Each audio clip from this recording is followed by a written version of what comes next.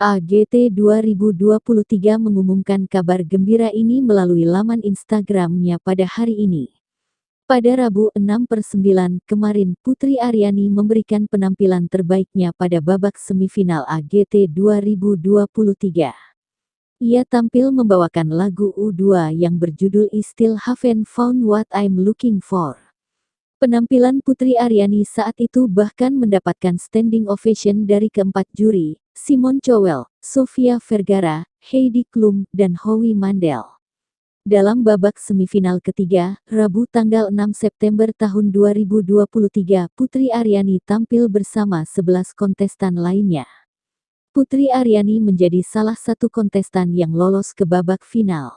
Adapun pengumuman itu diketahui dari unggahan di akun aplikasi X, dulu Twitter, America's Got Talent @ pada Kamis tanggal 7 September tahun 2023.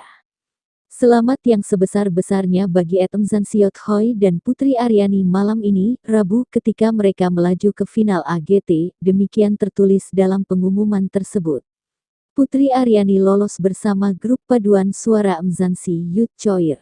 Babak final America's Got Talent akan digelar pada Oktober tahun 2023 mendatang.